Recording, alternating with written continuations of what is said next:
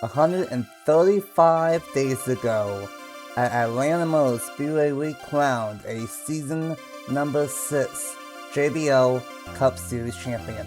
And here tonight, we kick off the way that we have done the last couple of seasons and the way that we've always done it in the Powerade Clash. 36 drivers all full-time this season, and we will meet them all as we kick off season number 7 of the JBL Cup Series for the Powerade Clash at Langley Speedway for the second year in a row. What's up, everyone? It's your boy Racing 97, aka Nathan Stapleton, and welcome. I can't believe I'm saying this for season number 7 of the JBL Cup Series, and this is gonna be a lot of fun. We expanded the schedule, changed the ratings forms a little bit, but we kick off once again with the same way like last year at Langley Speedway for the Powerade Clash. And if it's anything like last year, we could see some short track tempers, and who knows what we will end up seeing before we get down to Daytona in just a few days after tonight. But we got Alex up here in the booth for these heat races. Later on tonight we will have Matt up here as well. And Alex, welcome to season 7 of the JBL Cup Series. Yeah, season 7. We've been around a while here, haven't we? You know, I'm excited for this season, excited for my team, Front Row Motorsports, but I tell you, it's a great series. And, you know, I said this last year, you know, the unique thing about what you do, Nathan, is that you use the real-life cars. Everyone else has gone the custom. You're the only one that's doing it like this, and that makes it so fascinating. Seeing how these guys maneuver their ratings with the bigger teams and what have you. Gonna be a lot of fun this season. Gonna be a lot of fun tonight as we introduce the 36 full-timers here in the 2026 JBL Cup Series. Had a great way to start off the Wawa Cup Series last week at New Smyrna Speedway, and anticipating another great one here tonight. And your defending champion, Matthew Huber, going to lead us off here. We'll see what he can do this season, but he had a great season last year. He's got Matt Tuck as his owner now. It's going to be, watch out for these guys as the season goes along. Watch out for everybody. We're going to have a lot of guys that we're going to be talking about here tonight at Langley Speedway. Absolutely. I said this last year, and I'm going to say it again. This series can't be really competitive, and it was last year. Minus 3 guys, Logan Williams, Matthew Huber, and Miller, dominated the championship. But outside of that, it was very, very competitive, and because of that parity, there was some drivers that had rougher seasons than others, and we got to see of how all these moves throughout the grid turn out here tonight. Let's not waste any more time, even though we haven't really wasted a lot. Here is the format. We will have 4 heat races, 25 laps each. 5 drivers will move on from each heat and make it 20 in the feature. 6, 7, 8, and 9 place finishes in the heat races will go to the one and only LCQ, and then the top 2 from LCQ will get 21st and 22nd, not doing the highest on all points from last year, as that made it very confusing. Just straightforward and very simple, and we will have 22 out of the 36 full-time drivers in the 75 lap feature later on tonight. On the pole for heat race number 1 is the defending champion, Matthew Hubert. These starting spots in each heat were determined based off of bonus points from last year, so Hubert is on the pole. And April, a very consistent driver in the number 11 for Joe Gibbs Racing, back again with Ryan Little. And then Jordan Edwards still trying to get his first win, his first points paying win in the JBL Cup Series. Will season number 4 be the job done next week at Daytona? We'll see. Joe Witkowski had a great season 2 years ago, but had a slow start, didn't make the chase, but then got hot as the chase went on as a non-chaser, and he's back on the 43. Eli Bright in the 42, he's also back, the top 5 all back from their respective rides from last year. Eli Bright, same story, slow start, got better as the season went on. And then Alexander Lowe, this is a big one that I'm excited for this year. Powerade Truck Series champion from last year, in a top wide in 2311 with Jack Haas, and this is a car that has been good at times, so gotta see how it all goes down. One of the rookies, we got Bryce Egan in the number 16. He was the owner last year of College Racing. He's no longer the owner, and now he is, ironically, the driver of the number 16 for College Racing and Wassup Mahindra as the owner. And then the number 51, Joshua Neely as a rookie. And how about this? Dale Hamill is back, a season 4, I believe, Cup Series champion as a driver, is now a owner of the Wickware. And then the number 17. This is the team I'm very excited for this year. RFK Racing with Charlie Davenport and Costas, so I spent it all 3 seasons, and Charlie definitely knew what he was doing last year in the Powerade Truck Series, was very consistent with that 75 truck, and we gotta see how he does with his 3 cars here. But let's go ahead and get things rolling off here with heat number 1. A pretty stacked heat, Alex. Who'd you think will win heat number 1 here at Langley? I feel like I did this last year and picked Jordan Edwards to win from the 3rd starting position, so I'm going to do it again. Maybe I'm not exactly accurate in what I'm remembering from a year ago and how this went. I know this is a bit more of a difficult place to pass than New Smyrna and some of these other short tracks, but he did some changes, so going to be interesting to see what he can do. I know that Hendrick's going to be a strong team here, so I'll watch out for Jordan Edwards, but would not be surprised if Matthew Hubert just drove away with this one here in heat number 1. I would not be surprised with the new owner, but they kept a lot of their drivers. Here we go, season 7 is officially on the way with the Powerade Clash at Langley Speedway.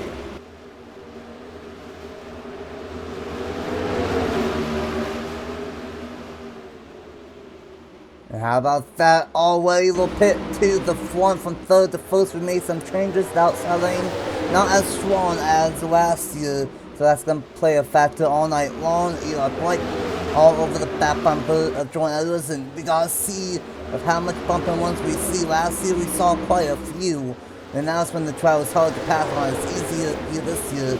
Bright on the move, Egan, and here comes Sustrive from 9th to 4th, and maybe even up to 3rd. Matthew Hubert is in position to be eliminated. Well, not eliminated, but have to go to the LCQ. It's the top 5 that advance on to the feature event. And right now he's in the 6th position. Just got passed there by Truck Series champion Alexander Rose. So he got stuck in that outside lane, and he is not moving from it as his teammate Jordan Edwards continues to dominate here, but not at all what our defending champion in the Cup Series wanted to see at this point. I love the way these guys are racing around here, and this is a very unique racetrack, nice and flat, but not a lot of grip if you get outside that first lane on the inside. And here we go for the 2nd position. How about Joshua Neely? Great run for him on the back bumper there of Eli Bright. Kind of makes some moves here. He might have a shot at getting it right here through 1 and 2, but Eli Bright holding on to that inside lane for now. Yeah, definitely a lot less grip on the outside lane, and I really shouldn't say less grip on the outside lane. There's more grip on the inside lane this year versus last year, and that's definitely affecting it. You can still kind of want the outside lane if you have a good car, I think, but a great stuff from Jordan Edwards, Eli Bright in 2nd. That's their Skimmush in 3 and 4, and side by side for 3rd. I don't know what happened. There's Aiden Abel might have gotten dumped in 3 and 4. You guys will see that in the corner of the screen, and this is what I was talking about. It's a very unique racetrack, very flat like Alex touched on, and it's a very turning racetrack. You turn almost the entire time, so you gotta be very careful with that. We're gonna have the final 2 spots have Neely and Witkowski in it, and the last year's champion of Matthew Hubert is just outside of it by 1 spot. Yeah, and watch out about Joe Rakowski, and we still got a little ways to go, not even halfway through this heat yet, so plenty of time there for Matthew Hubert to get to the back bumper Rakowski. But Joe's an experienced driver as well, and of course he's got Chris Jericho owning that team, so I know those guys know what they're doing. A lot of success over on Joe's channel. Well, at least Chris Jericho has a lot of success over on Joe's channel. Joe runs his channel, so he sees a lot of that data. You know what he's doing in terms of ratings, but so does Matthew Hubert. Not only did he win the JBL Cup Series Championship, won the Turkey Hill Truck Series Championship as well. And there he goes for that last transfer spot to the inside of Joe Rakowski. Yeah, one heck of a year last year in all sides of NR, and he's going to be on the move now on the inside lane, and that's going to have 2 rookies in this heat. Egan and Neely going to battle for this transfer spot. Top 3 are really pulled away, but the 4th on back are right on each other. Egan's going to send it in 3 and 4, and he's going to take that spot with 12 laps to go now. And now Joe Witkowski is on the outside looking in, same with Neely, Alexander Lowe, and Alan Abel to be the 4 going to the LCQ from heat number 1. And how about Egan? He's going to send it in 1 and 2 doors for that 4th place spot. Yeah, Bryce got to be careful around his owner in the Wall Cup Series there. Bryce Egan drives for Vision Motorsports over in the Wall Cup Series. And Hubert getting shoved out of line again. Here comes Joshua Neely to the inside. Joe Rakowski back in there, and realistically, only one of these guys is going to make it on at this point. Right now, that spot is held on to by the 51. But Joe Rakowski up to the 6th spot. Great battling here for this transfer spot. And these guys are going all over the place. Kudos to you, Nathan, for doing what you've done with this. This has been some great racing that we've seen here tonight here at Langley Speedway. And we are just getting started. This is just the first 25 laps. Rakowski back to the inside of Neely. And that's going to be 5th spot for now. It's looking like it's either going to be Rakowski, Neely, or Hubert getting this 5th and final spot from heat race number 1. Neely might be falling off a little bit in the 51 machine. A good lead out front. However, Bright might be closing in a little bit to join Edwards. Edwards, if he wins, he will start first in the feature tonight. And then if Bright gets second, that will be in 5th. So that's 5 positions for difference. But right now, it's looking really good for Rakowski to get the final spot with 5 laps to go. He puts trying the outside lane, but it's not as much grip as there was last year compared to the inside lane. Yeah, and Hubert's kind of struggled here tonight, unlike his teammate Jordan Edwards, who's led every lap in this heat so far, has a 1-second lead there on the 42 of Eli Bright. So this guy's looking like they're going to have a pretty good run here overall this whole evening. See what they do when we get to the feature, of course. But Joe Rakowski hoping that the 51 there, Joshua Neely, does not close in any further, and then Hubert continuing the struggle there. And I'm also surprised that Alexander Rowe has fallen off the pace as much as he has, and he's actually got a problem because he's 13 seconds off now. He's actually behind Aaron Abel and about to get lapped. So don't exactly know what happened to him, but tough break there for Alexander Rowe, who I know is going to have a much better season than what he's showing at the moment.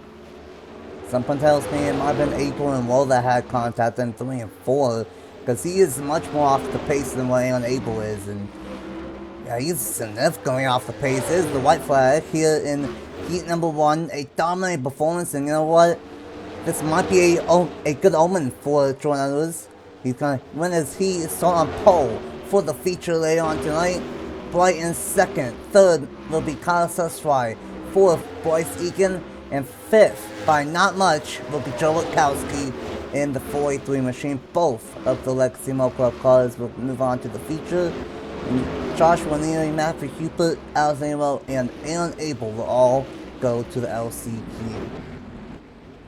Some good racing right there, but Jordan Edwards really wasn't a part of any of that good racing. He made that pass and did not look back. And of course, he's going to get the pole position, not doing it like I did last week at the Smooth Fest, where we get the fastest race. It's just whoever wins Heat 1 gets the pole for the feature, and that is Jordan Edwards, who's going to be leading us off here a little bit later on tonight here in this Powerade Clash from Langley Speedway. Fantastic heat number 1, and I think the changes we made it a heck of a lot better, and I thought last year was really good, so we might be in store for a fantastic night. That's just heat race number 1. We got 3 more heats, and then the LCQ, and the 25, or the 75 lap feature later on tonight. Let's go ahead and jump straight into it, not waste too much time, and let's get to heat race number 2 here at Langley Speedway. Welcome back to heat race number 2, and if it's anything like heat race number 1, we are in for a fun night of action here at Langley Speedway to kick off the season. And on the front row is, ironically, the outside poster is all wide, and the poster is a rookie. Very ironic. We got Howie Anson Jr. and the number 21 this season, and on the outside is Anna Miller, who dominated last season, who was in the 21 car. So, very ironic there. And then we got Local Dorn starting in 3rd back in the 3 car for the 2nd year after getting his first win at Honor Club last year. Alex San Vitale is in 4th. New owner, but he still stays at Team Penske with Will Parrish as the owner now this season. Last year's Powerade Clash winner at Langley with some controversial fashion to it. Nick Lopez in the 54 returns in this wide. And then in number 2 is B.B. Ruiz this season. For Team Penske, the number 22 of Bradley Weems still at Team Penske. All Team Penske cars are in this one. And then the number 1 of Bruno Giacomo in 8th. And then running out the top, running out the 9 cars here is the second RFK car of Travis Crampton. He keeps on moving around, but now he is at RFK Racing in the number 60. Here we go with some irony on the front row out. Cesar Bank will win. He raced number 2. Well, if he wasn't starting on the outside lane, I'd pick Andrew Miller, but don't quite think that's going to work out. I still think he's going to advance on in that 48 machine. Let me go ahead and go with Rogel there in that 3 machine. You know, that the third spot's a magic position, and it's Rogel, and we know Rogel is a very consistent driver here. And Leonard Kochman, the owner of this team, and we'll see our fellow Europeans do this season. I think they're going to have a good year, but we'll see what Hallie Anderson Jr. can do in that 21 machine. She makes the same mistake that Hubert made in the first heat, overshoot the corner on the first turn. We'll see if that ends up being the case, but here we go for heat 2. Here we go. Hallie Anderson Jr. and the Miller leads us to green for heat race number 2. A much better turn 1 from the poster this time. Well, the one as I think the 22 about got spun by Travis Crampton, and now he's going to throw it bang his own teammate about San Vitale. Crampton all the way on to move in the number 60 machine. I talked about RFK, I think, being stronger this year, and he didn't really have a good year last year. He's not won a outside of a duel in years, as the longest active losing streak in the JBL Cup Series outside of the duel races, and from 9th to 5th already in 2 laps. Yeah, you know, Travis has absolutely got a chip on his shoulder from that. But all the way up to the 3rd position, good run for him right there. Rogel slipping back in the 3 machine, and how about Hallie Anderson Jr. in that 21, just pulling away. Nick Lopez has always had a lot of success here. At least I think he has. Am I right about that? Yeah, I'm right about that. Won the Clash, has won several races, and has won, I think, Darlington before, I think a year or 2 ago. But Crampton's on a mission. Travis is on a mission. Like I said, he has a chip on his shoulder, and he's going to go from 9th to 2nd. And Miller's going to go up to 4th, slide up in front of Bruno Giacomo. He's going to cross him over on the inside lane. And it will be Ian Miller with that final clearance spot right now. All 3 Team Penske cars are outside looking in right now. And Local Dawn, who started 3rd, is going to be in 7th right now on lap number 7. Nick Lopez not doing good right now, and you can just tell. I know, like last year, the outside lanes does not really want to be here, and last year's Clash run at this fairly same racetrack is running it the hard way.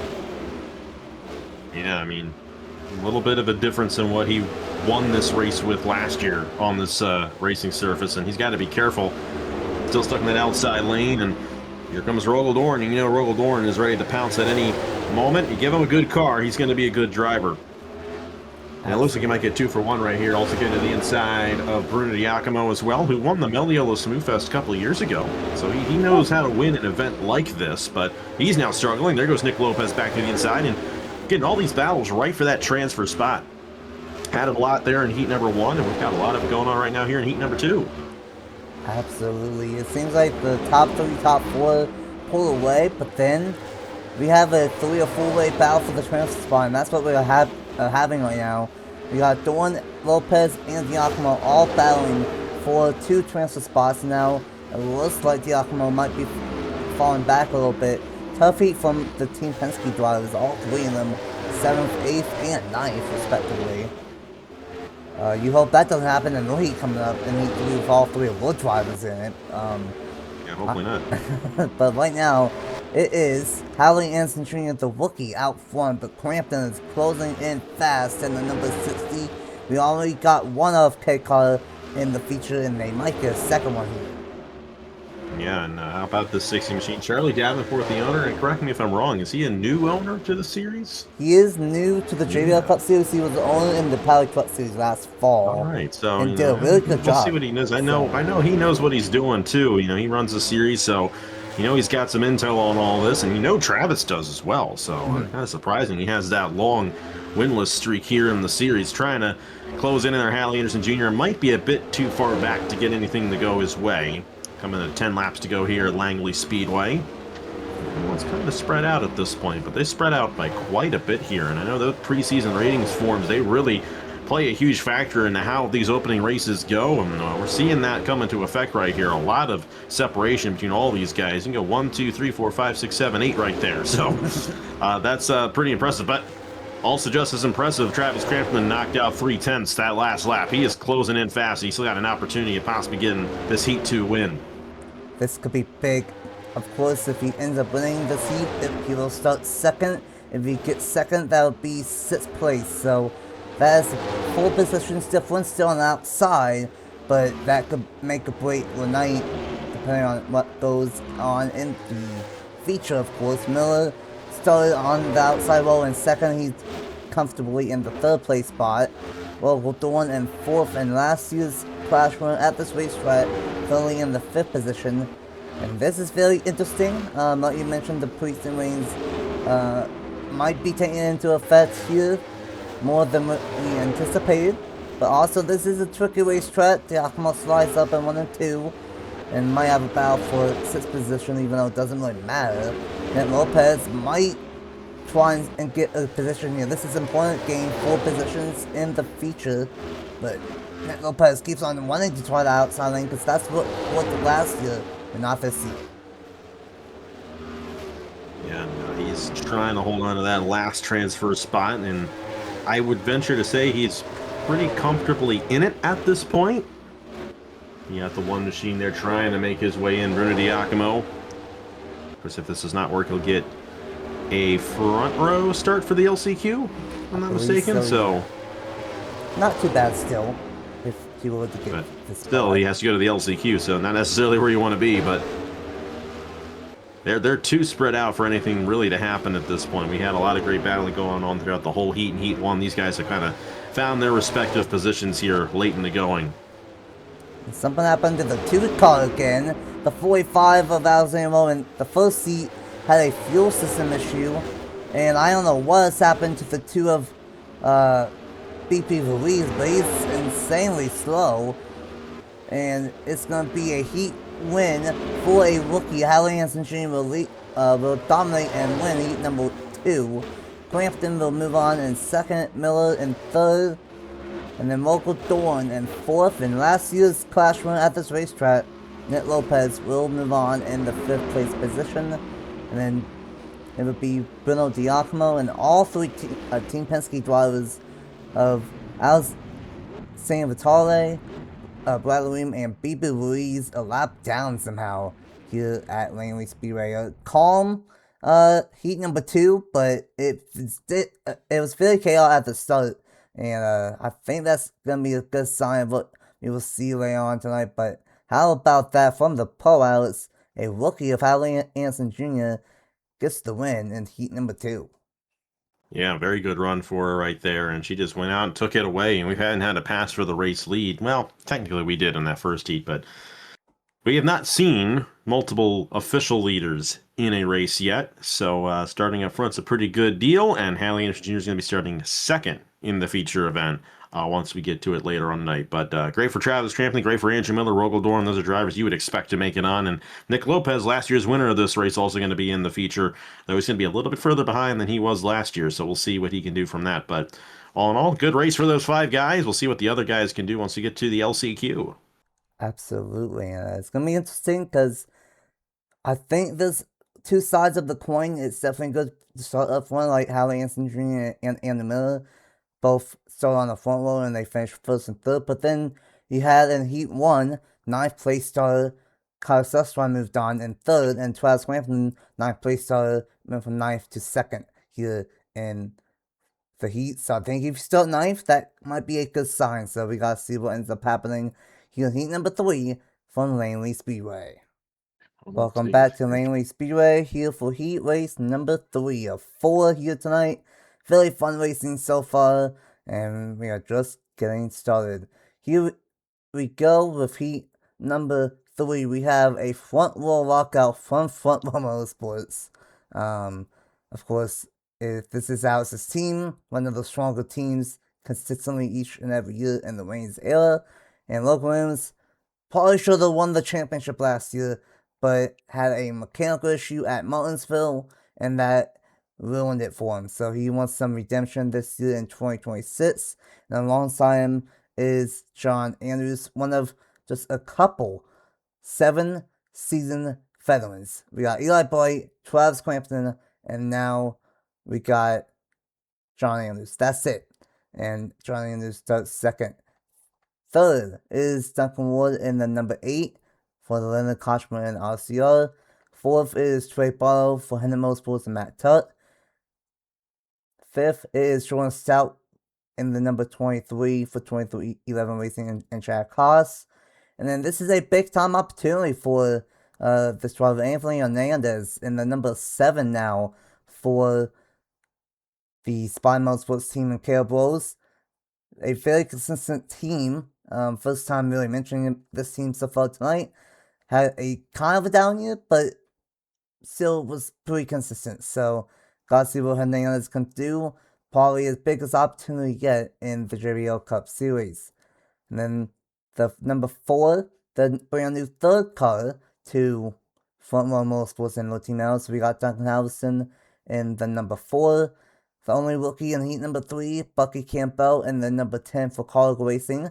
And then Eric Marco, a veteran in his own way, his 4th season in the JBL Cup Series. He had a very flashy season in the 16 car last year. Had some really good ones and some really poor ones. And now he's in the number 88 for Trackhouse Racing and Elijah Leonard.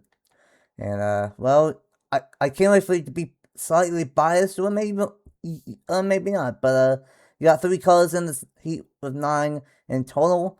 Heat number 3, who do you think will win in this one? Well, I'm actually not really going to be that biased, and I'm just going to keep this consistent streak going. And I say that because of who is starting in third. It's the Wawa Cup Series champion of Duncan Ward from last year. And I think Logan's got a great shot as well, of course. We know Logan had a great night a week ago in the Mellow Yellow Smooth Fest, so he's looking to get another one of these opening events. And, hey, I'd love to see that in that Hers 38. But I'm going to go ahead and give Duncan Ward an opportunity here. I think he's got the best shot at winning heat number 3. So far, you picked third in all 3, and 2 out of 3 have been pretty good. Let's see what ends up happening. Will Mongo go from 9th to inside the top 3? Let's find out. Heat number 3 is underway with the Front Row Motorsports cars on the front row. And kind of like Heat 1, a little bit of a slip up from Logan Williams as Jordan Stout about turns. Oh my goodness, we had multiple. Boy. What? Oh boy, Monica's gonna go around. Oh, they're not going to throw the yellow out for it at the back of the field there. They're just going to keep him going. Oh, my. How is that not yellow? That's awful. And that's going to take out Trey Barlow, Anthony Hernandez, and Eric Monaco. And that's going to be those 3 going to the LCQ. And all that was caused, kind of, from the 23 of Jordan Stout. Don't know what ended up turning Trey Barlow into that as well. But now, all these cars, 6 of them will make it, or all these 5 will make it. And look at Halverson on the move with the aggressive shot to second. Yeah, my new driver here, Andrew Williams, driver of Duncan Halverson right there. So, you know, I really like my team, and I'm liking what I'm seeing right here with all 3 of my guys, 1, 2, 3 in this heat right now. That's what we want to see here at Front Row Motorsports. And I love owning Front Row Motorsports. You know, those OGs know my old username, DR34DG38. You know, I've been a Front Row Motorsports fan for a long, long time. So I want to see a 1, 2, 3 in this heat. I want to see everyone go for it. Logan's got to be careful with lap traffic. Got the 24 here, Trey Bartow, got caught up in that accident a couple laps down.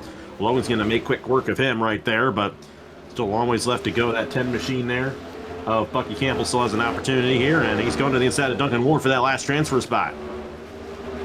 Unfortunately, with that lap 1 wreck, it's going to come down to most likely Duncan Ward in the 8 and Bucky Campbell in the number 10 for the 5th and final transfer spot in this heat. Depending on what ends up happening with, of course, the 34 of John Andrews. The 88 is done out in the garage and already getting the backup car out for the heat, for the LCQ, I should say. And with all the carnage, we still got a long way to go in this heat. only on lap 9, now lap 10 of 25. And I'm just as stunned as you. I thought that was a caution, but that was not somehow. And that really changed everything in this heat. Now John Andrews is on the bubble. And how about this? We have John Andrews, a 7-season veteran, and Duncan Wood, a 2-season veteran, but last year's World Cup Series champion, battling for the 5th and final transfer spot with 15 laps to go. Yeah, John got shuffled on the outside lane right there when he got passed by Jordan Stout. He's going to try to get another quick one here on Bucky Campbell, and he'll be able to do so. That'll open the door for Duncan Ward. It's going to be one of these three who misses out. Great run there for Duncan Ward. Back to the inside to John Andrews for that position. Meanwhile, Logan Williams, Duncan Halverson, they are solidly in their respective positions right there. And now the positions back between Bucky Campbell and John Andrews. And Campbell, pretty aggressive move to the inside to the 34 machine right there. See if John can rebound. Oh, it looks like he will. Campbell going to be a little bit wide off the exit of the corner, and John Andrews right back to the inside for that 5th position. This is great stuff for these This is last entertaining spot race. in the heats. Yeah, all these heat races have had great battles for the 5th and final transfer spot, so just imagine what we will see when we have 16 cars for LZQ and then 22 for the feature. It's going to be great stuff, and we might have great stuff for the lead. Duncan Alston closing in fast on Logan Williams. Yeah, how about this out of Duncan Halverson? He's going to go a little wide right here. That's going to cause him to lose some time. These guys get up close and they kind of just lose that grip as they get a little closer. We've seen that happen quite a bit on some of these short tracks, especially in real life as well. Tough break there for Bucky Campbell, slipping back in that 10 machine. But good news for John Andrews in that 34. Of course, Andrews has won a lot of races in this series before. He's a 5-time winner in the JBL Cup Series. We're glad to have him here at Front Row Motorsports, and having a solid run right now. Only got a few more laps, and he's on to the main show here tonight in the Powerade Clash. Absolutely, and gotta see of what John Andrews can do. Duncan Ward on Stout also having great ones in this heat, and it's kind of like heat number 2, where everyone just got very spread out after that wreck, and it's kind of calmed down. But the racing that we are seeing has a lot of potential, and I'm excited for later on tonight. It looks like Bucky Campbell might have just burnt the tires off of that 10 machine and keeps on sliding up the racetrack. Might have about a second here late in this heat with Jordan Stout and Duncan Alverson getting a little bit close, but 5 laps to go in heat race number 3. And Logan Williams looking pretty good right now in this 38 machine. This will be his second heat win in an event like this in less than a week. He had such a dominating performance there at New Smyrna Speedway, and he's such a great driver as well, and that's why I'm proud to have him here at Front Row Motorsports as well, because I know he's a solid guy in this series. He's won 11 times in the JBL Cup Series, so you know he's got the goods. He, along with Andrew Miller, the winningest drivers in the series, if I'm not mistaken. I believe so, and gotta see if that ends up happening again this year. Of course, Logan probably could have won the title last year, but didn't. So we know he's gonna be out for some revenge this year, and we might have about the second year between Jordan Stout and Halverson. And Stout's gonna take it from the 4 car. Yeah, that's 4 starting positions in the feature right there, so that's pretty huge. Gonna be some extra spots, especially with these guys starting on the inside lane. It will be Logan Williams the winning heat number 3 in dominating fashion, kind of like all of them, but this time from the pole. Kind of like what the 21 did. Stout, Halverson, Ward, and Andrews will move on to the feature. And then Trey Barlow in 8th, Eric Marco in 9th, Bucky Campbell in 6th, and then the number 7 of Anthony Hernandez in 7th. Of course, no caution for that lap 1 incident. That was fairly surprising. You guys always saw the incident in the corner of the screen, but that really caught the wind by its sail, the sail by the wind, or whatever that saying goes, and kind of made that heat come down to the top 6. And unfortunately, Bucky Campbell is not going to move on, but will be starting third in the LCQ. 3 entertaining heats so far. Definitely a lot more passing opportunities and definitely a lot more intense battles for the transfer spots. What do you think this fourth and final heat will entail after what we've seen in the first 3? I think it's going to be more of the same. We've had a lot of great battles for those transfer spots throughout the night, and I think we're going to see that again here in heat number 4. But I'm excited for the feature when we really get a bunch of cars out here, because that's really when the racing gets interesting, especially on a track like this that outside lane doesn't have that grip that these drivers are expecting. So it's going to get very interesting when we do, in fact, have 22 to make it on? Yep, 22. I got it right. 22 cars in for the feature. That'll be a lot of fun once we get down to it here just a little bit. Absolutely. Got 15 locked up. Gonna get 5 more from the heat, and then the top 2 from the LCQ. And let's go ahead and get to heat number 4, the final one of the night, here at Langley Speedway. Here we go.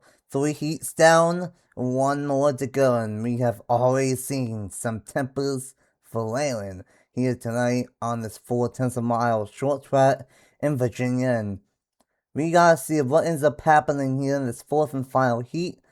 And then we will have 50 laps in LCQ and 75 laps for the main feature for the first win of season number 7. In the number 47, it is Emily York Watson, the one of 3 rookies in this heat. New driver, new team name based off of real life, and new team owner of Sam Kane in the number 47. Was the owner of the 47 with Emily York Watson in the 47. Nico Sanwadillo in the number 77 had a consistent season last year, made the chase, I believe, but didn't get a race win. Wants to change that, along with Ron Kennington, and the number 19 returns to Joe Gibbs Racing. The number 20 this year is no longer Matthew Burnett, it is Juan Garcia, one of the more winningest drivers on the channel, driving for Joe Gibbs Racing and Wine Mill.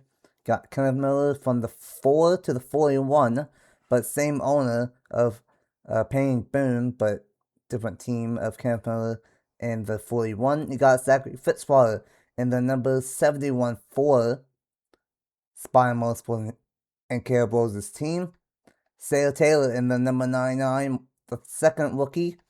Matthew Burnett in the number 6 moves on from the 20 to the 6 and trying to make it 3 for 3 for RFK Racing. And then the third car for 2311 Racing is Carson Miller in the number 35 with Jack Koss as the team owner. Here we go. You pick third place every time. Are you going to go for 4 for 4 on that, or are you going to switch it here for heat race number 4? I'm going to switch it. I feel pretty confident about Emily York Watson, Lenovo Pro Series champion, which you ran that series for us over on AG the channel last year. So give me Emily York Watson. I think we're noticing a bit of a pattern. As long as these pole sitters get a good start, they just pull away and get these heat wins. But it was not the case in the first heat. So we'll see what Emily York Watson can do. But I feel pretty good about that 47 machine. Yeah, we gotta see how this goes down. This car was really good last year with Stuart Glenn, but we gotta see what happens with a new owner and a new driver behind the wheel. 4th and final heat, and then we will get to LCQ. And heat number 4 is green with a great start from Emily York Watson on the inside. Kennington is on the move already as well. And we gotta see what ends up happening here in 3 and 4, kind of the treacherous turn. Kennington gets a bumper to the inside, but not gonna quite get there. But now he is here in 1 and 2. How about this? I kind of had a feeling that was going to happen. I'd pick the pole sitter, and then third place would actually take the lead away. How about Kennington? Of course, he's another veteran of this series. This 3rd season in the JBL Cup Series, and he's going to take that lead away there with Joe Gibbs Racing, the team that won this race a year ago. You got that 99 machine there. How about Sarah Taylor? And she came from the back of the oh no! there as well. And oh boy. Oh boy. And I don't think that's going to bring up the yellow. I don't think that is either. Continuing. They just do not want to wave it tonight, and that's such a shame for Emily York Watson, who started on the pole, and more likely than not, she's going to have to go to the LCQ. Oh goodness, that one I can make a slight case for, I believe the 47 never really fully spun around. But that slowed up everybody. And how about these rookies? You got one's looking strong, and you got Sarah and Cosmo in the number 35. I think Cosmo could be a sleeper this series. A name I've been looking out for the last couple of seasons. And did you watch him last week? And in the smooth fest, he finished third in the feature. That is true. And he was the second. He started 24th in that race, and he finished third in a feature that did not feature a caution. So I would imagine Carson Miller is going to know what he's doing, and Jack Haas is the owner here at 2311 Racing, and I know he knows what he's doing. So he's already up to third here in this heat. Good run for him. How about my man Nicholas Samedeo here? I'd love to see him have a good season here. He's got Caleb Rose still as his owner here in the JBL Cup Series. He doesn't have him anymore over in Wawa Cup anymore. But right now he's holding on that last transfer spot. I'd love to see him in the feature. Long-time runner over on Age of the Channel. He's kind of a little more recent over on this end, but I tell you, if you don't know Nicholas Samedeo, there's a lot of history, a lot of lore behind Mr. Edge there, and we'll see if he can bring some of that magic back tonight. Absolutely. He was close a couple of times last year of getting that first JBL Cup Series race win, but was not able to get the job done. There's so many drivers this year that I'm feeling looking forward to. Maybe in better equipment and maybe possibly having a chance at race victory. And one of them might be Matthew Burnett. With a great 1 and 2. He's trying to make it 3 for RFK cars to make it deep from the heats and to make it into the feature. But he's going to try and one up him. Sestroy got third, Crampton got second. Now Burnett almost halfway through heat number 4, and he is in the race lead. We hadn't seen a pass for the lead pretty much all night long, and we saw 2 of them in 12 laps here in this heat. These guys are putting on a show here tonight. And I tell you, I've really enjoyed what we've seen tonight. When we get Matt in the booth here later on, he's going to love what he's seeing here as well. You might not love that Trey Barton missed out, got wrecked in that heat, but Kennington kind of fell off right there. Matthew Burnett is out of here in that 6 machine. Of course, I know Burnett's got a lot of experience as well over here. And how about Sarah Taylor as well? I know she's got a lot of experience too, even though she's a rookie to this series. I know she knows what she's doing here, and you got that 71 machine trying to move his way up. One more spot for him, and he is in a transfer position there for Zachary Fitzwater. You had a great night at the Smooth Fest, advanced on in his heat over there, and looks like he's going to get to the inside of Carson Miller and take that last transfer spot away. Fitzwater not as successful on Montreal as Moores, of course, but a couple years ago did get that first win finally in the Power Truck Series, and he had a very competitive season last year, much better than in 2024. So I think he's starting to figure out the lanes, and of course a great team with Spinals comes from Caleb Rose, but he might not be in because he comes another experienced driver. Juan Garcia's gonna send it on Fitzwater in 3 and 4. Time's running out here as well, and I would not count out Carson Miller yet either. In that 35 machine, he's looking at that inside lane. Yeah, Kenneth Miller's not too far off either in that 41 machine. All these guys right on each other, and then you also got Juan Garcia starting to close in on Nicholas Samedeo there for that position.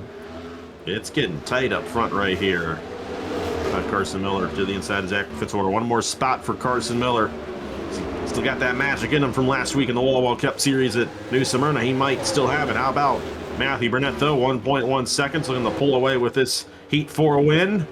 4th place starting position in the feature. Top 3 look like they're solidifying their spots in at this point. We'll see if Carson Miller can get up to the back bumper with Juan Garcia here in these last 5 laps. Here we go. We got literally one of the more experienced drivers in the series in the 5th season now. Juan Garcia with a rookie of Carson Miller right behind him. And, just wish me luck this season. We got 3 Millers. We got Kenneth Miller, Carson Miller, and Miller. So that's going to be a lot of fun. But, we might have a battle for his final spot. Carson Miller is closing in with 3 laps to go on Juan Garcia. We'll have to see if this 20 machine can have an opportunity moving up any further. These guys go a little bit wide right here. Carson Miller just trying to get there, but I think he used up his stuff. Such a shame there for Carson, but he's going to be in the LCQ, which is where he was last week in the Smooth Fest. Of course, Fitzwater looking to get another spot on him right there. That's 4 starting positions in the LCQ. That's a big deal. It's only 2 of them advance on. Yeah, That's that Marty's gonna. LCQ is going to be absolutely chaotic, knowing that there's only 2 that move on. But Net absolutely checked out a wicked fast heat. These flew on by, but Net is going to win, and that's going to be all 3 RFK colors making it in. And just a season ago, I don't think they made it with any of them. So, new ownership, great start for Burnett and the RFK crew.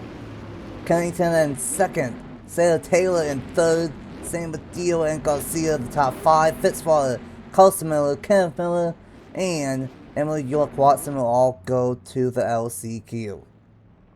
It's such a shame for Emily York Watson. Got spun around there. I think she would have been part of that battle for that transfer spot if that didn't happen. But on to the LCQ for the number 47. Going to be interesting to see what she ends up doing. You got 3 Millers in your series, by the way. You got Kenneth Miller, you got Carson Miller, and you got Andrew Miller. That's fascinating. We only got Andrew Miller and Carson Miller over in the Wassup Cup Series, but that's a common name, I guess. Hey, but Matthew Burnett's the name. That was the name of this race. Getting now a race win. Going to be starting 4th. Ronald Kennington, Sarah Taylor, Nicholas Sanbedillo, Juan Garcia.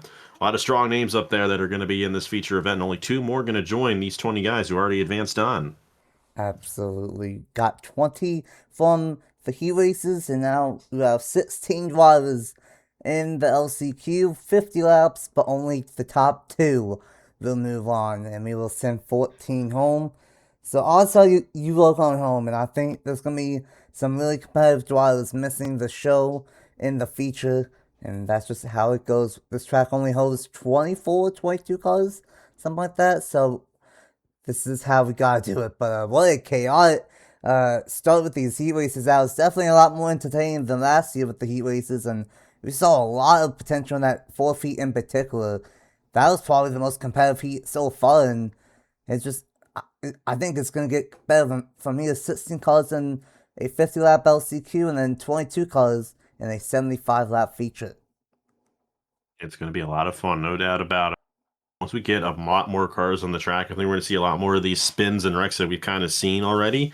And I think we might finally see a caution brought out for them as well, because when there's more cars on the track, there's more reason to bring that yellow flag out. I think they kind of got away with it. Obviously no one was really coming in on any of those wrecks that happened, so they just kept it green, which I'm liking that. I think to see these guys race it out, and all these heats had 0 cautions in them, even though none of them were clean.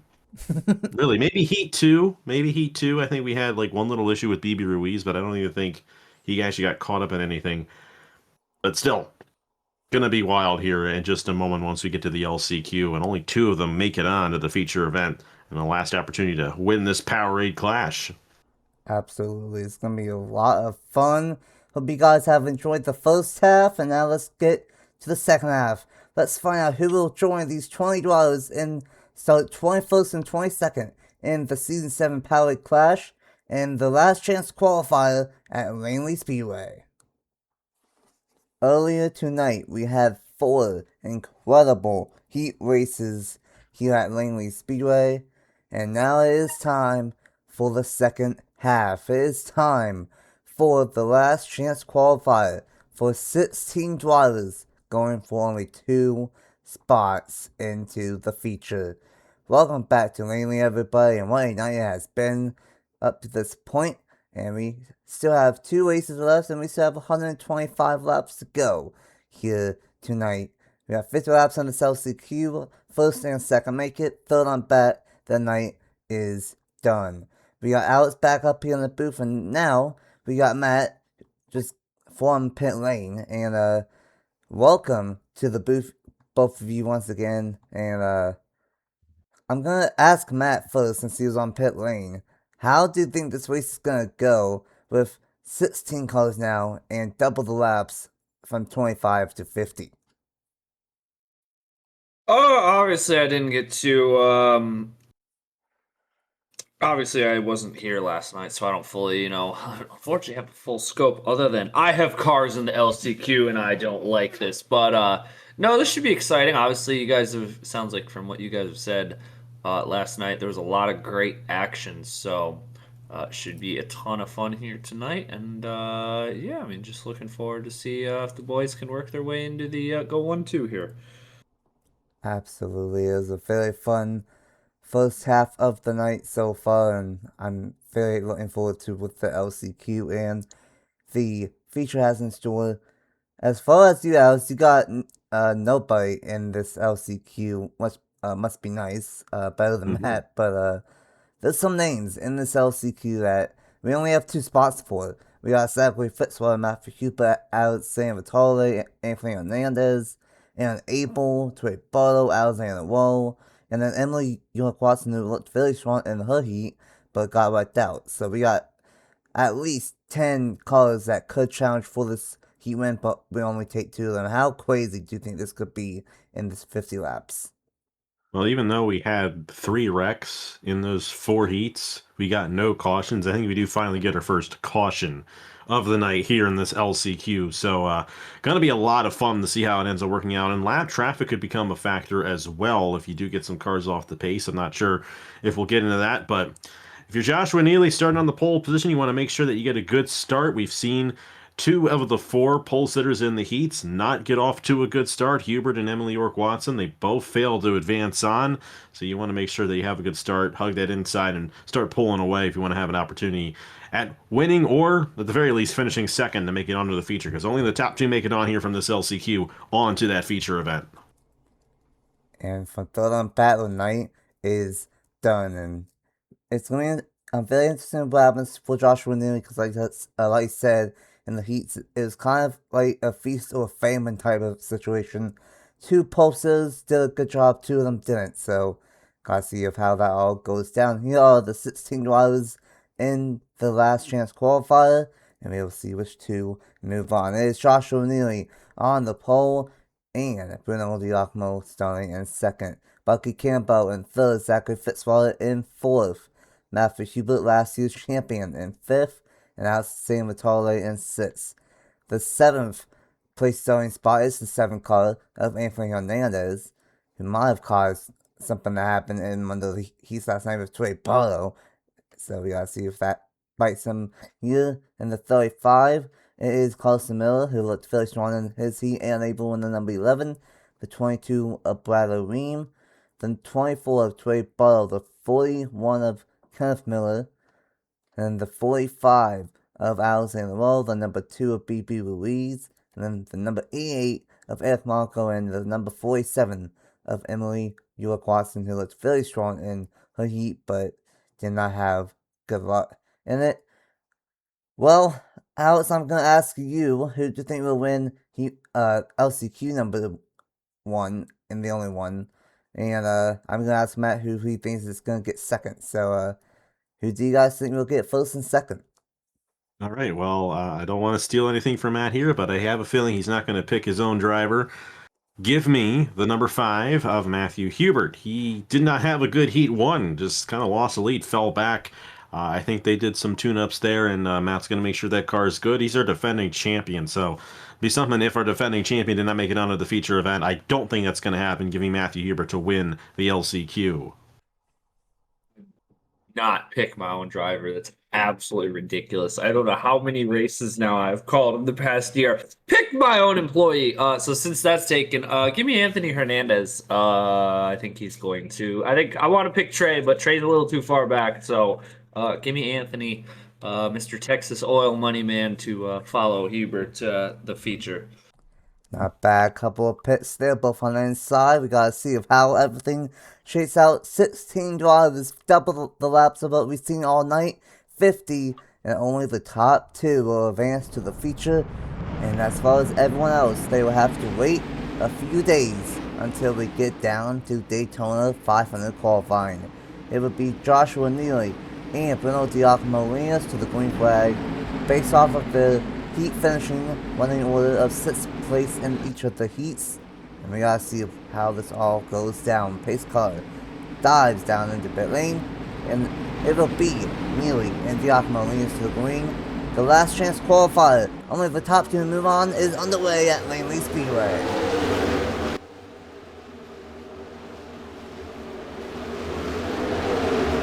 Oh boy, and the name of the switch on Matthew Hubert.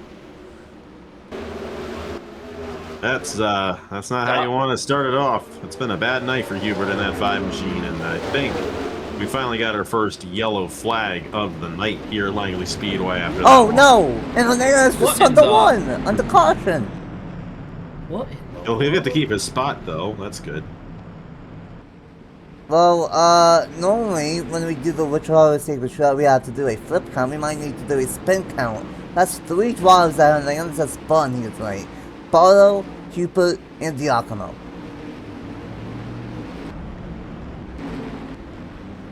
Yeah, that, you know, I guess, do we have to take responsibility for that accident?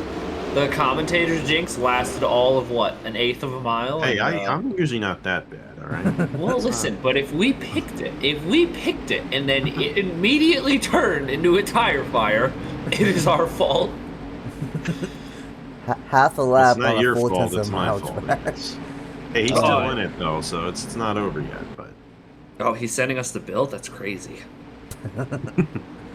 Well, it took 5 races, and now we got our first official caution, and it is ironically the 2 people that the commentators picked to make it on into the feature.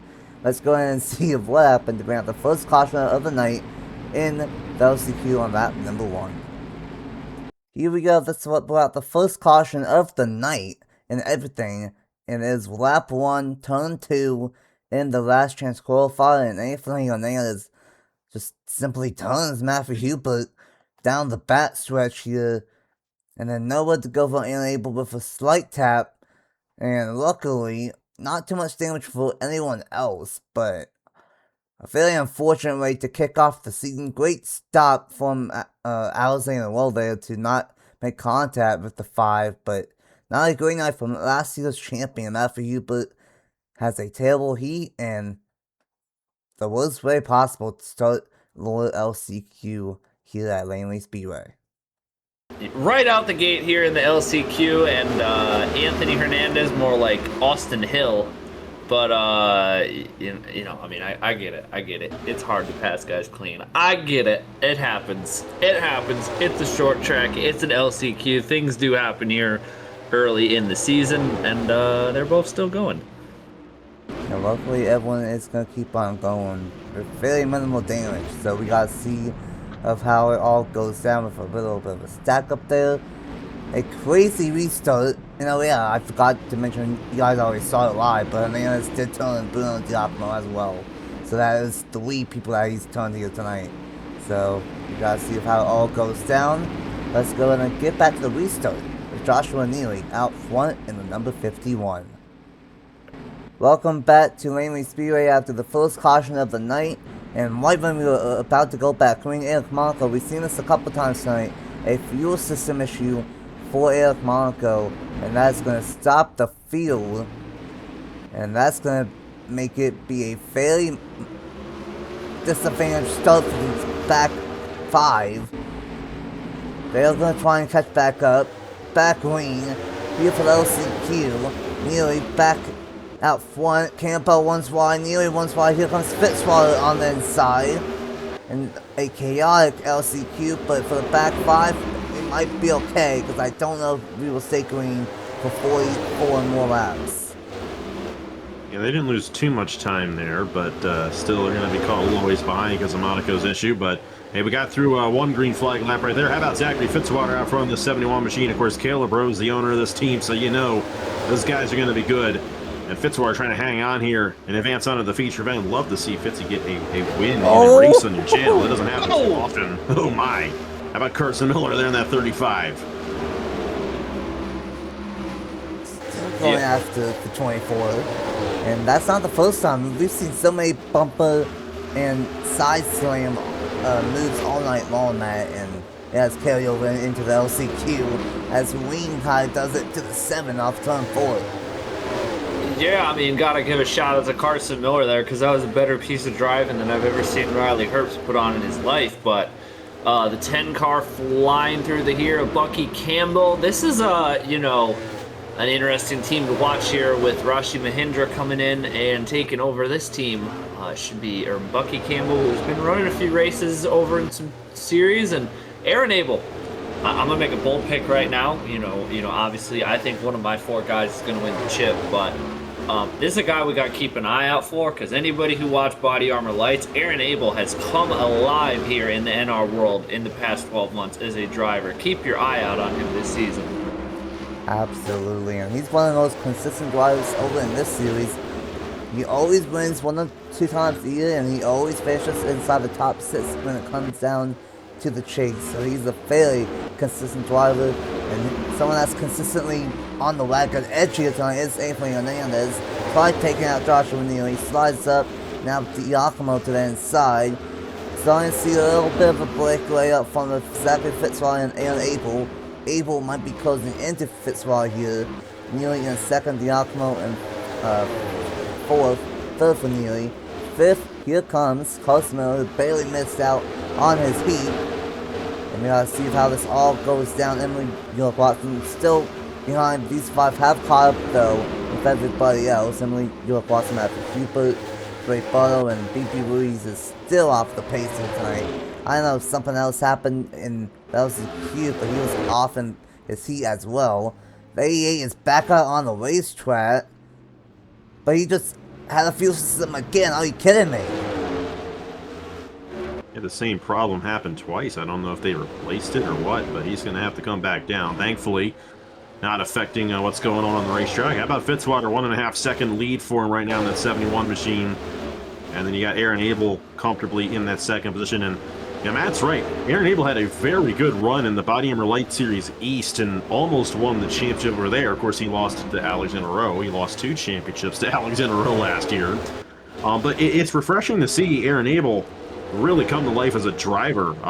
Had that 1 year in the Wall Cup Series when he had Blaine Keys with his team in Racing Motorsports, and got 6 wins with that organization. He's been a long-time owner over there, and he's definitely learned a lot as a driver. And I feel like he's definitely a guy to watch out for long-term here in the JBL Cup Series. I believe he's also in the Wall National Series as well, so that's going to be a lot of fun watching him in those 2 rating series. But it's going to be fun to see if he can close up the Fitzwater. I think he's got potential to possibly get him to him here, but kind of getting to that point of the race where these guys kind of find themselves in their respective positions here. It is tough to close up to someone and make a pass here, Langley. We've only seen it once so far here tonight. Very hard to catch up. It's not hard to pass, but it's hard to catch up with the uniqueness of this racetrack. Mongo's back out again. We'll see if they finally fix the fuel system issue. And then it slides up into Carlos Miller. All this does not really matter at this point, but we do have 2 23-11 racing cars battling back here. Bananas, Wing, Carlos Miller all battling, same with Alexander Lowe. Kind of in the middle part of this one.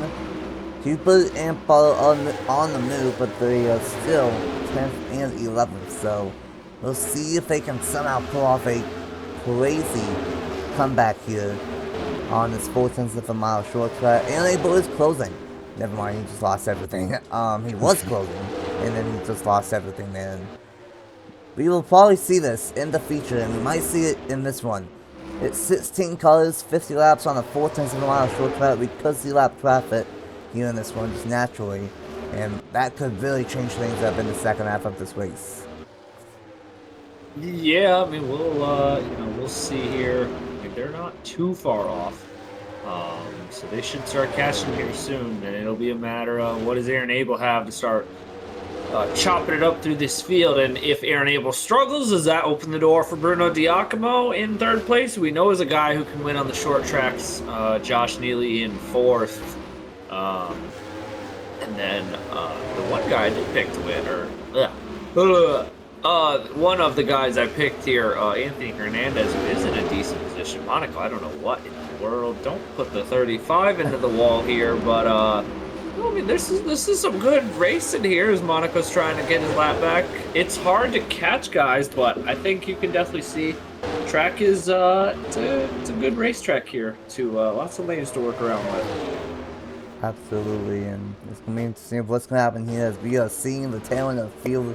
Very unfortunate night for for Emily York Watson.